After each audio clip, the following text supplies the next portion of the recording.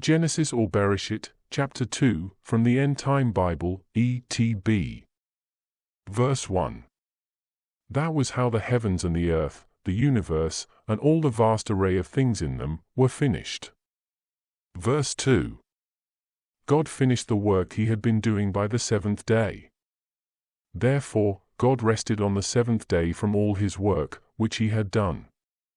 Verse 3. Thereafter, God consecrated the seventh day and made it holy. This was because God rested on that day from all his work of creation he had been doing. Verse 4. This is the account of the heavens and the earth, an account of the universe, from the ancient times, when they were originally created.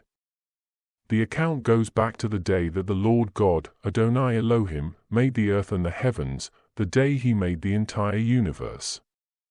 Verse 5. This was while the earth was still completely empty, arid like a desert. Before there was any plant on the ground in the earth and before any vegetation sprang out from the ground. At this time, the Lord God had not yet sent any drop of rain to fall on the earth, and there was no mankind to cultivate the ground. Verse 6. However, in place of rain, a mist went up from an underground spring below the earth and watered the entire surface of the earth. Verse 7.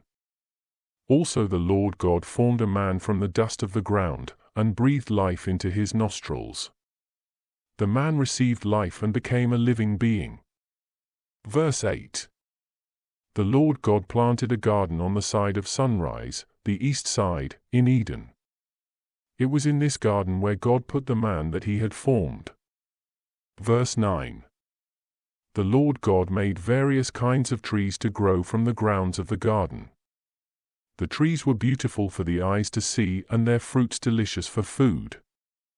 There were also two special trees in the middle of the garden. These were the tree of life, and the tree of the knowledge of good and evil. Verse 10. A river flowed through the Garden of Eden to provide water for it. After that, the river coming out of the Garden of Eden divided into 4 rivers, each flowing in a different direction. Verse 11. The name of the first river is Pishon. This is the river which flows, winding through the whole land of Havilah. And there is gold in the land. Verse 12. The gold of the land of Havilah is exceptionally beautiful. In addition, both gemstones bdellium and onyx are there. Verse 13. The name of the second river is Gihon. This is the river which flows, winding through the whole land of Cush. Verse 14. The name of the third river is Tigris, Chidikal. This is the river which flows toward the east side of Assyria, Ashur. The name of the fourth river is the Euphrates. Verse 15. Then the Lord God took the man he formed and put him in the Garden of Eden. The man was assigned to tend to it, to have custody as the guardian, and watch over it with authority. Verse 16. And the Lord God commanded the man, saying, Of every tree in the garden you may freely eat. Verse 17. However, there is one exception. You are not to eat from the tree of the knowledge of good and evil, because in the day that you eat of it you will certainly die. Verse 18. Afterward, the Lord God said, It is not good that the man should be lonely. Therefore, I will make for him a helper of his own kind. Verse 19. The Lord God formed out of the ground every animal of the field, and every bird of the air, and brought them to Adam to see what name he would call them. And whatever Adam called each living creature, that was its name. Verse 20. So Adam gave names to all livestock, to the birds of the air, and to every wild animal of the field.